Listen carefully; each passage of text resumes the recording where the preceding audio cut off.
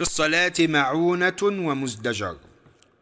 الصلاة نور المؤمنين وضياء أفئدتهم، وهي الصلة بين العبد وبين ربه.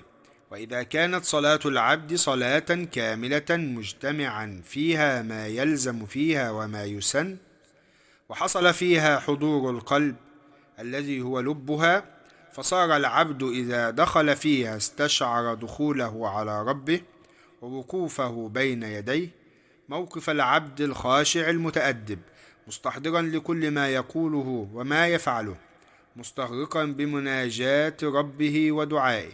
فلا جرم أنها من أكبر المعونة على جميع الفضائل والخيرات، وأعظم مزدجر عن الفواحش والمنكرات.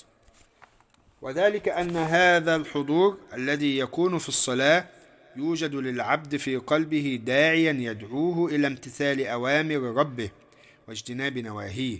قال تعالى: واستعينوا بالصبر والصلاة وإنها لكبيرة إلا على الخاشعين.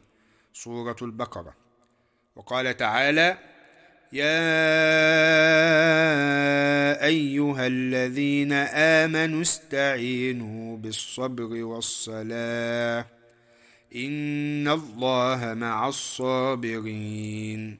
سورة البقرة. وقال تعالى: إن الصلاة تنهى عن الفحشاء والمنكر. سورة العنكبوت. والفحشاء هي كل ما استعظم واستفحش من المعاصي التي تشتهيها النفوس، والمنكر كل معصية تنكرها العقول والفطر. ووجه كون الصلاة تنهى عن الفحشاء والمنكر أن العبد المقيم لها المتمم لأركانها وشروطها وخشوعها يستنير قلبه ويتطهر فؤاده ويزداد إيمانه وتقوى رغبته في الخير، وتقل أو تنعدم رغبته في الشر.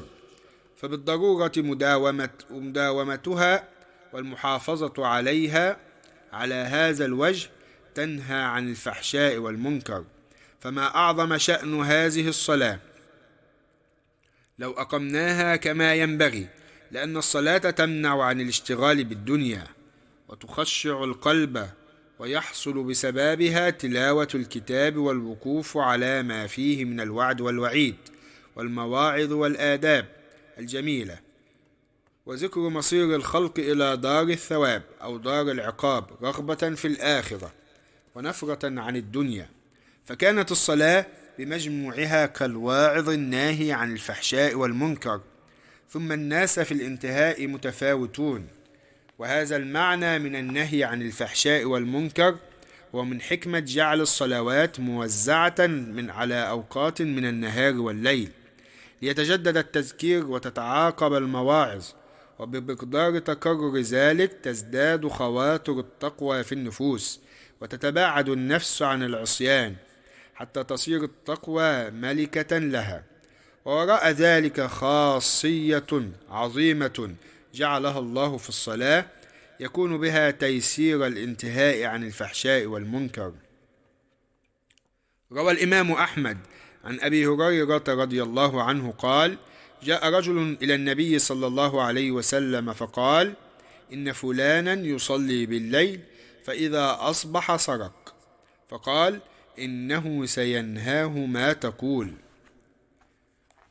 وأما حديث كل صلاة لم تنه عن الفحشاء والمنكر لم يزدد صاحبها من الله إلا بعدا، فقد سئل عنه شيخ الإسلام ابن تيمية رحمه الله فأجاب: هذا الحديث ليس بثابت عن النبي صلى الله عليه وسلم، لكن الصلاة تنهى عن الفحشاء والمنكر كما ذكر الله في كتابه. وبكل حال فالصلاة لا تزيد صاحبها بعدا، بل الذي يصلي خير من الذي لا يصلي، وأقرب إلى الله منه وإن كان فاسقا. لكن قال ابن عباس: ليس لك من صلاتك إلا ما عقلت منها، وقد قال النبي صلى الله عليه وسلم: إن العبد لينصرف من صلاته ولم يكتب له منها إلا نصفها أو إلا ثلثها إلا ربعها، حتى قال إلا عشرها. فإن الصلاة إذا أتى بها كما أمر نهته عن الفحشاء والمنكر، وإذا لم تنهه دل على تضييعه لحقوقها وإن كان مطيعا. وقد قال تعالى: فخلف من بعدهم خلف أضاعوا الصلاة، الآية، سورة مريم. وإضاعتها التفريط في واجباتها وإن كان يصليها، والله أعلم.